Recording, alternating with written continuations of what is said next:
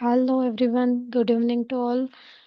Last video में हमने J Thomson का एटॉमिक मॉडल देखा था और कुछ स्टार्टिंग देखी थी रदरफोर्ड एक्सपेरिमेंट की। इस वीडियो में हम इसे कंटिन्यू करेंगे, डिटेल में देखेंगे।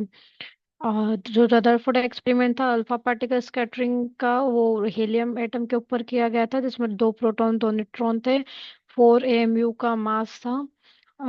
ये बेसिक हम देख चुके थे। नेक्स्ट है तो कि रेडिएशन। इसके एक्सपेरिमेंटल सेटअप में उन्होंने एक रेडिएशन सोर्स लिया था, जहाँ से अल्फा पार्टिकल जो है वो रेडिएट किए जाते थे। देन नेक्स्ट आफ्टर दैट उन्होंने एक गोल्ड फॉइल ली थी। इस गोल्ड फॉइल को उन्होंने इस गोल्ड फॉइल में कई सारे एटम्स वगैरह थे जिनसे पास होकर ये रेडिएशन जा रही थी। एंड दान एक ये सेटअप हमने देखा था जहाँ पे जो पास्ट रेस थी अल्फा पार्टिकल के, उनको डिटेक्ट किया गया था। इसको हम डिटेल में देखेंगे नीचे वाले इसमें, कि कुछ ऑब्जर्वेशन उन्होंने जो नोटिस किए थे वो क्या थे। जैसे फर्स्ट ऑफ ऑल जो गोल्ड फॉइल थी वो समथिंग, उसमें कई सारे एटम स्ट्रक्चर से बनी हुई थी, तो उसमें से एक दो स्ट्रक्चर को हम यहाँ लेके स्टडी करेंगे। सो कुछ ऑब्जर्वेशन जो रदरफोर्ड ने दिए थे इस एक्सपेरिमेंट के बाद, ये थे कि जो अल्फा रेज हम लोग पास कर रहे थे, उसमें से मैक्सिमम अल्फा रेज जो है वो पास आउट हो गई थी। सेकेंड ऑब्जर्वेशन उन्होंने जो नोटिस किया था वो ये था कि कुछ जो अल्फा पार्टिकल से अल्फा रे से वो वापस रिटर्न बैक हो रही थी, एंड वेरी लेस अमाउंट में जो थी वो स्लाइटली डिफ्लेक्ट हो रही थी। मूविंग नेक्स्ट, इसका observation and conclusion. So all ये तीनों पॉइंट हम देख चुके हैं कि डिफ्लेक्शन हो रहा था, वेरी फ्यू रिटर्न बैक हो रही थी, 99% पास अनडिवाइडेड पास हो गई थी। सो फ्रॉम दिस एक्सपेरिमेंट कुछ कंक्लूजन कैरी आउट हुआ था जो हम यहाँ देखते हैं। सबसे पहले कुछ जो कंक्लूजन उन्होंने नोटिस किए थे उसमें पहला था कि जो अधिकतर एटम है वो एम्प्टी है। Most of the part of atom, just like atom का most of the part, this one is empty. Second उन्होंने कहा था जो पॉजिटिव चार्ज है रेसिड्यू का स्मॉल स्फेयर में, and is termed as nucleus. उन्होंने इस पार्ट को कहा था कि यहाँ पे एक पॉजिटिव चार्ज है और इसको न्यूक्लियस कंसिडर किया था।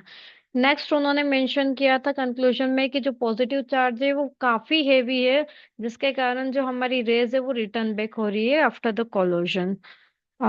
नेक्स्ट पॉइंट था कि जो नेक्स्ट पॉइंट था कि number of proton equals to number of electron. Proton और इलेक्ट्रॉन का नंबर इक्वल है, ये यहाँ से हमें कंफर्म हो गया था कि number of proton and electron are equal. Next conclusion पे जाते हैं, तो नेक्स्ट कंक्लूजन उन्होंने दिया था कि जो साइट है न्यूक्लियस की वो काफी स्मॉल है compare to the size of atom. Sorry, it's size not site. जो इलेक्ट न्यूक्लियस की साइज है वो काफी स्मॉल है एटम के साइज के कंपैरिजन में, जो कि हमें पता है अगर एटम के साइज ये है तो न्यूक्लियस हमारा सेंट्रल पार्ट में पाया जाता है, एंड कंपैरेटिवली ये काफी लेस है। और एटम जो है वो अबाउट 1 लाख टाइम्स बिगर होता है न्यूक्लियस से। तो 10⁻⁻10 मिलियन एंड साइज उसकी जो थी मीटर में, sorry. Next, moving forward with the six point, छठा उन्होंने ये कहा था कि जो इलेक्ट्रॉन रिवॉल्व हो रहे हैं वो revolve in a close circular orbit around the nucleus. ये सबसे इम्पोर्टेंट पॉइंट था जहां से हमें ये पता चला था कि इलेक्ट्रॉन की पोजीशन क्या है, और उसमें ये जो इलेक्ट्रॉन है ये रिवॉल्व कर रहे हैं ऑर्बिट में, जो कि अभी तक पिछले जो एटॉमिक मॉडल हमने देखे थे उनमें क्लियर नहीं था। उन्होंने वाटरमेलन मॉडल जो दिया था उसमें एम्बेडेड बताया था, but according to this model electron revolve करता है क्लोज सर्कुलर ऑर्बिट में। नेक्स्ट पॉइंट पे F E that is electrostatic force and F C that is centripetal force, ये दोनों इक्वल इन्होंने बताए थे। But after all this thing also there was some failure of this Rutherford model. उनमें से बहुत बेसिक वाला था वो मैक्सवेल थ्योरी से हम समझेंगे। मैक्सवेल थ्योरी का कहना था कि कोई भी एसिलेटेड चार्ज पार्टिकल अगर रहता है और वो रेडिएशन इमिट करता है, एनर्जी लूज करता है, तो जो भी एनर्जी लूज करता है, तो इन दैट केस कि अगर इलेक्ट्रॉन अपनी एनर्जी लूज कर रहा है, अपने रेडिएशन एनर्जी लूज कर रहा है, तो जो इलेक्ट्रॉन है वो न्यूक्लियस के साथ कोलाइड हो जाना चाहिए इस तरीके से। तो बट ऐसा कहीं पे भी हमने ऑब्जर्व नहीं किया कि इलेक्ट्रॉन न्यूक्लियस के साथ जाके कोलाइड हो रहा और एटम डिस्ट्रॉय हो गया. So from there we get to some of the failure of it, that he cannot explain the stability of atom. उन्होंने stability नहीं समझा पाए थे. आफ्टर दिस थिंग वो स्टेबिलिटी एक्सप्लेन नहीं कर पाए थे.